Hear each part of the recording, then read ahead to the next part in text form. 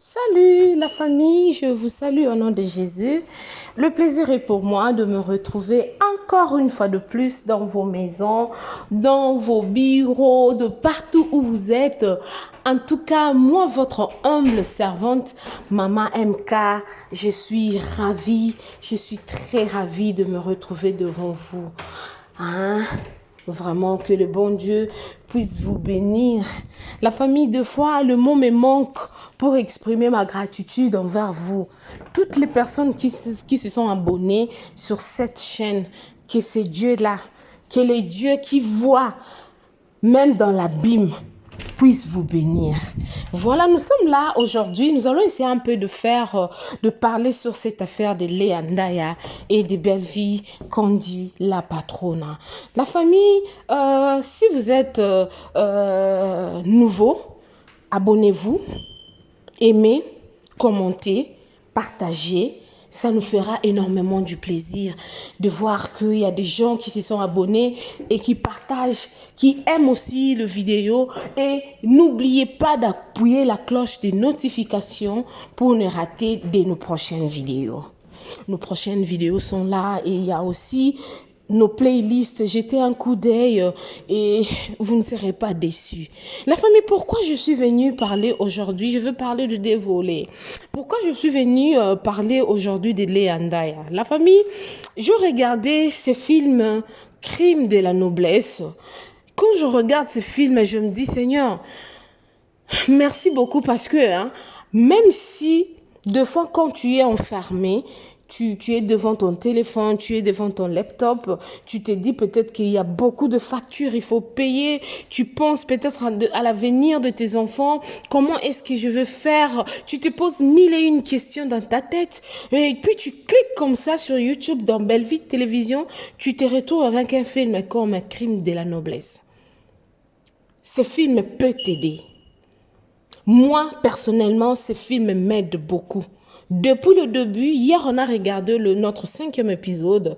Je regardais, je me suis dit, non, dans la vie, il ne faut jamais négliger les gens.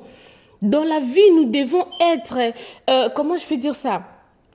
Nous devons être sociables, je ne sais pas si ça se dit. Dans la vie, nous devons être humbles. Dans la vie, nous devons être patients. Surtout la patience dans la vie compte beaucoup la grande famille. Regardez, avant que je passe pour Léa, regardez Getty. Elle était patiente, elle était avec Dacosta. Mais à cause d'envie, ouais, moi je peux appeler ça comme ça, envie. Beaucoup plus envie peut t'amener quelque part où tu n'y attendais même pas. Quand envier mingi, muninga oyoza ko envier, oyebite qu'est-ce que cette amie-là a fait pour arriver et sika olazali. La famille Getty était dans son mariage, malgré les difficultés. Mais je ne sais pas ce que Dieu prévoit après. On nzambe abongisa lobi oyebite. Getty pona olanda pressé à vie, ake ko end up kusuka na gesho. Tala lelo oyo gesho oyo, Getty atikaki Dacosta pona gesho, mais non, on a déjà des Dacosta à comme mukonza gos ya gesho. Non, zela na mon réaction à Getty. Il y a beaucoup de filles comme ça. Hein? Obaloba ozangi nzoko pona likelele. À force de beaucoup envier les autres. Et comme si bisoba si lelo, je me mets aussi à l'intérieur parce que je suis aussi une femme. À force de beaucoup envier et comme si bisoba si greedy. À force de beaucoup envier les autres, et comme si mi bali belé, ba faxeur. Excusez-moi, mi bali na finga c'est juste, na lingetu meka un peu kosolo, parce que film ils en a profondeur moko non. Belle vue, belle vue, belle vue. Merci beaucoup. Parce que n'aimez que film ils et des bateaux et belé. Il y a des gens au bazar qui se retrouver na kaya Belle-Vie Kandi la patrona. Na kangi na nous parenthèse au toke na parenthèse ya ba seme qui au bazar loko la Léa Ndaya. c'est qui oh baza déjà mikolo mais balingi toujours qu'on s'implique na mabala ya bandeko na bango balingi toujours ko luka ko s'imposer to ko ya ko apporter un plus yena ndenge ya mabesiko parce que je crois que na ba maloba surtout les azolobela dingizwa yo mobali ya Bellevue na kati ya série oyo crime de la noblesse soki dingizo azalaki mibali o bazalaka sage te azalaki genre ya mibali o ezalaka que non bandeko na eso balobi likambu sans pour autant vérifier il va prendre ça en considération peut-être Bellevue a ovanda na libala wana te soki dingizo azalaki ba genre ma mibali wana Dieu merci Nzambe apangusi penza pinzoli ya motema ya Bellevue na ba difficulté pe ba souffrance ba choc nyonso to le kana on a vie.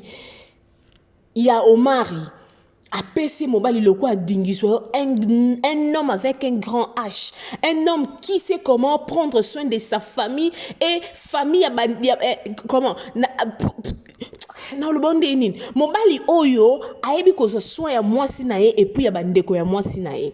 Il a compris quand Bellevue a relaté son histoire, a relaté les bienvenue Dingizo, histoire ya vie na ye. Comment est-ce que babanda qui ko vivre, comment est-ce que maman na bango akufa, pourquoi est-ce que grâce à comment très colérique Dingizo étant qu'un homme sage, étant qu'un homme mature, il essaie un peu ya ko luka ko bongisa. Parce que grâce n'était pas comme ça la famille. Il y a beaucoup de gens autour de toujours colérique. Tu ne sais pas colère wana eza dû à quoi? Colère wana eza basé na nini? Biso lelo na mokili oyo to koma beaucoup plus que jumper na conclusion. O monika mutu azaka très colérique mbala moko obandi ko finga. Tu ne peux pas chercher oyeba pourquoi. Peut-être akuta na choc moko boy. Eza mbasi mususu lelo ba koma kanda po nini akuta na mobali moko loko la baka oyo o mari sala ki Bellevue. Moi si wana koma komona mibali nyonso to ba koma ndenge moko siko pour que moi si wana eloko wana elongwa na mutu. Et ça demande une personne qui est mature, une personne qui est patiente, une personne qui a de l'amour. Pour que elongo la mutu oyo aza déjà choqué la famille. Boyebi choc ndenge sala raté. Boyebi choc ndenge sala raté. Ozaki na bolingo mobali moko boy. Tu as tout sacrifié pour lui. Et mobali wana atikio pour dire que non yoza niveau na été OK akio ko bala mwasi mususu. Batloka ba Bellevue bana ba choc oyo bando senga mobali lokwa dingizwao. Aye ameki ko façonner azongisi egu wana ya bolingo. Batuloka ba grâce et senga tant à comprendre que non ce qui est passé nous devons maintenant nous concentrer na futur et moi je sais que ezana leçon qu'on a kati ya incarnation ya grâce luzolo félicitations il incarne très bien trop bien même son rôle na félicita à Bellevue parce que tant ça la casting et que non tu place baté Cardozo aebe que Cardozo so na tie place wa ni atango ninga zo ni atawana. Donc, pour dire que na kati ya ba série télévisée na biso, na kati ya ba film na biso ba ndeko na biso ba ela biso la grande famille de M Kambelu TV officiel, total angoka totali boseki. Tama kamanja na zoloba, tala makamoseka, moseka lobi yazo tuna nda costa. Na eloka kama ezoko te échographie parce que ebike, ceux qui ozo kende échographie ba senga fomela miming. Donc eza sens moko ya humour et seki si mutu. Mutazaki na mwa colère moko boye, aseki parce que ko seka sourire ceux qui boye ba ngote bandeko eza médecine munene ko seka oh la joie eza kisi munene pona nzoto ya mutu eza kisi munene pona nzoto ya mutu bomona ke biso ba oyo malgré ba âge poussani soki tellement ba problème eleki mingi o talelongi nanga bobi o mona maman 60 ans tondene mais moi si mususu o taleboy azana 50 ans o talebobi elle ne reflète pas son âge. Hein. C'est comme si elle a 35 ans. Mais ce qu'on l'a dit, au moment que moi, sois atikala ko lekana ba choc ya vite. Alekana ba vimoko o eza kitoko.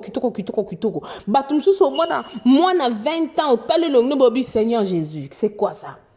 Moi, na 20 ans, télémisé na papa, na tonton, moi, 40 ans, mais au PC, tonton 40 ans, âge, il y a 20 ans, 40 ans, PC, il y a 20 ans, PC, 40 ans.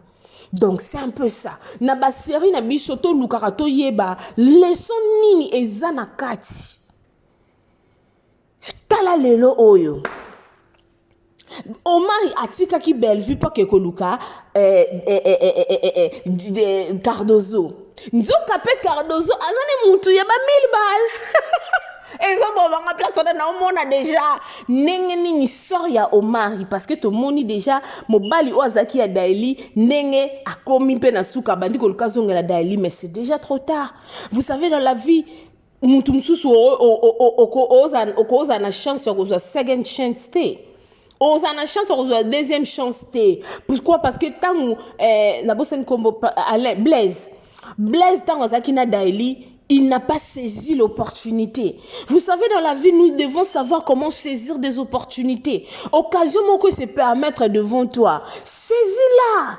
Fais de ton mieux. Zande mon Bible n'engazolo banabiso ke musala nzambe Bible nzamba lobi musala nangata ngosala ateze ya mukie mais ezala bien fait. Ko luka ko sala belete mon sali mabe. Luko sali ya mukie ezala parfaitement adorable et agréable. La famille, je crois qu'on s'est fait comprendre. Je crois qu'on s'est fait comprendre. Nazongi na kaya lea. Ba seme qui est belé. Na ba jour na biso lelo bazabon. Tellement que hier, Zalrana chez les parents, elle est tout le temps chez son frère qui n'est pas mauvais parce qu'elle n'est mais tant que n'est pas yo, yeba limite na yo, okosuka wapi, yeba nenga ko solo la nan seme qui na yo belle sœur na yo. Netilea, elle a raison. Nandenga ma bête entre nous. Aya kazokuta leki ya belle sœur nazala toujours colérique. Au sandeni o luka façon moko ya kolobela belle sœur na yo. La famille lelo ba te belé bazo kwe na berreur pourquoi parce que kozanga manière ya kolobela muntu. Tu peux avoir raison. Lelo exemple avant de continuer la fond la moi parenthèse au komo nanga lelo mama MK na lati décolleté moko bonatiki banas tunyo surtout libanda. So linganga osanyo benga amame MK vidéo wana osaki pe ana mona kio olata ki décolleté on ande misuni nyonso tout ba matama nyonso tout onde ko papa Israël alobaka sango ba matama nyonso tout ya tole banda ko mona na tout cas faut me camper ko bongisa tu vois mutula alobino bongo yo moko tant que être humain ozongi penobi ate na la tête bien te lobile no ya no zonge l'accoutrement na te non changer mais si quoi on peut ça va pas c'est ça que muto monyo na accoutrement moko ya bien te peut-être ngala na lata ki on a mona que ça va parce que tant que to lata total a kitala tale to lata te que obimi kamba moko o lata tele montali vont kitata ngamo na mona que ça va mais peut-être mutu msusu ta que na niveau na ya koko lata boité mutu msusu sko o ya ndenge o liboso ya kita na ndenge mo ya mabe o mibale ya ana tiki na commentaire ya o lateli o boy o uta wapi tu vois eko édifier mutu te que lobby a changé accoutrement na ye tozongi na filme le azana raison amona ka grâce à ça kanda kande longeza toujours ya kokangama mais ayebite problème nini o esala que grâce à koma bongo omoni ayebite azotakine seme ki na ye indirectement non c'est peut na ba calme na ba réponse droit ya Bellevue Bellevue za somo Bellevue za somo nazo se plapane ba réponse ne a manqué ces mecs qui n'a respecté mais en répondre kaka na droiture au moins que moi sois mature to kesu to kimi susu na tableau wana to kesiko kota ba Cardozo lelo vini aye or que vini bazaki na relation à distance na Cardozo disait tout à Vini que non je t'aime mais pour venir mon colo en façon le belanga je t'aime on dit matin que muto ananza makamna sala déjà ah yangwana na robeta bombela mukie na biso bandeko basi c'est vrai que na monde ya lelo oyo eza normal tokoma retrouver normal moi si oza na mibali 4 5 6 tokoma retrouver normal mais ce qui est mauvais oza na relation moko à distance au lobby na koza nanga lokoza nango ba relation à distance na koza nango ata 3 4 5 oyo ko simbe ozoyeba te ke oza ko mimemela malédiction moko boye oyeba te yo mona ka lelo Antoine abengi yo atindeli yo $1000 lobi kuna Jacques abengi yo atindeli yo $100 lobi kuna André abengi yo atindeli yo 200 lobi ana kuna Mampasi abengi yo atindeli yo autant lobi ana kuna oyeba te nini o créer kati na yo oyeba ngoti wana na obeta sete na biso basi tomeka ko changer côté wana relation à distance c'est pas un problème mais lukoza na relation moko à distance moko eza la relation moko sérieux tango so tchama bolongo na yo na se ozo bondela nzambe sunga relation nango naza nango to aboutir esika o to luka to koma wana zaki en passant pourtant la lelo au sort ya Cardozo azala ndako libala mais azana relation moko à distance a solo la toujours malgré za ndako libala et lelo o mobali wana tellement qu'il vini compter sur Cardozo azongi tanga moni ba photo que Cardozo bala bi mais moi songa na zana ma bali et puis abali nani cousin nanga donc faut faire très attention la grande famille surtout nous les femmes je vous dis je nous dis. Voilà. Côté na toleki toke côté maman na biso Marie-Jeanne Bololé na ndeko na biso Lisa. Vous savez, la famille na ina pesa moi conseil muke na côté wana. Toye baralelo, toye bi côté to outi, c'est-à-dire passer na biso. Toye bi présent na biso. Mais lobi ya mutu ayebite. Nos futurs, notre futur. Nzambe kanda ye bien. Tala lelo oyo soki toboite ke Bellevue salara mabe ya kozwa mbongo bato ali kelemba pesa au mari soki Marie-Jeanne Bololé na Lisa Barcela ki mama Marie-Hélène te nde mama Marie-Hélène alinga akufa te pour lelo otomoni Bellevue na pesa lobby ya 5e épisode a bengsi bango ba ya récupérer mbongo na bango na vie faut koyeba ko soigner ba relation to tia kambongo liboso tenga na yebi ndeko moko rata ba opportunité kitoko pourquoi parce que abanda ko tia mbongo liboso a rata ba opportunité kitoko donc la famille je vous aime de tout cœur la crime de la noblesse eza ko enseigner na to yaka na ko ko lobango nyonso mbala mote na olinga nazo ka mom kem pour que to meka un peu ko comprendre yo on a notal film o te crime de la noblesse en tout cas non singo kinde ko landa on a Bellevue télévision eza film moko éducatif ba film oyo eza ke o talango na ba parents na bana bo vandi ensemble bo yo ka nonsense te bo yo ka bêtise moko te na ba film oyo ya Bellevue télévision une chose o eza que ba yela biso exploit moko boy si je peux le dire au coquille au vanda devant la télé tu dîner na télévision aux autres la film aux autres la SB aux autres la ensemble na famille aux autres la film à Bobo aux autres la film à Ursule Pechanga au mona te babuzo ba pampa ndenge zalaki na kala ezande moko ba série na biso lelo nga na komo mona komo lokwa ba film na biso ya bendien pour batu mingi batika ba novelas parce que novelas il y a beaucoup plus ba makambo eza amour eza kokota la ba film ndenge on a te ensemble en famille avec tes enfants mais ba film Nigeria pardon il y a ba indien tu peux être là avec ta famille papa vandi maman vandi bana ba vandi bota la film ensemble en famille donc c'est un peu ça moi innovation moko bo Bellevue aya nango na kati ya monde théâtral oh ils a quelque chose à féliciter en tout cas la grande famille de M Kambelu TV officiel je crois que naba ki no ya le loto lobela un peu moi 20 minutes ka pour na film na biso crime de la noblesse les a changé tika seme ki na vana na libala na ekimia le ya tika seme ki na Bellevue avanda kimia o to boy to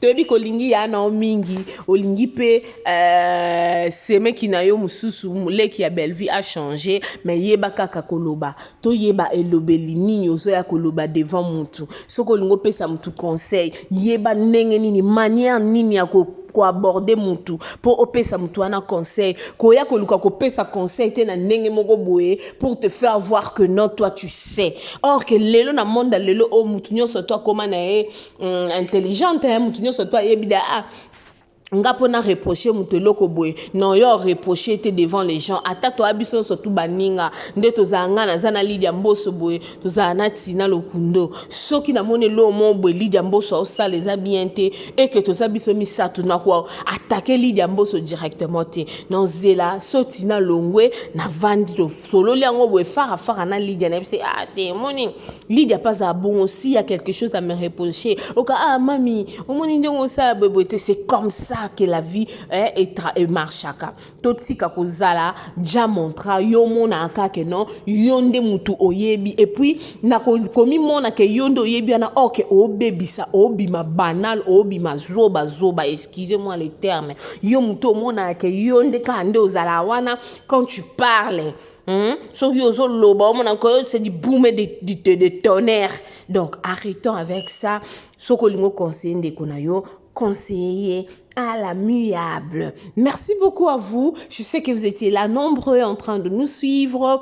Que mon Dieu puisse vous bénir. Si vous êtes nouveau ici sur MK, Mbelu TV officiel, moi votre humble servante maman MK, je nous demande de nous abonner. Abonnez-vous massivement. Aimez, commentez, partagez le lien, ça nous fera énormément du plaisir. Et n'oubliez pas d'appuyer la cloche de notification pour ne rater dès nos prochaines vidéos. Baye batalela kayo, bayo kisa masonite, papa ya borfelin, bana bitike, mosungi ya baveuve, mosikoli oyo asikolanga ye. Bisous kuna, je vous aime. Famille Bota.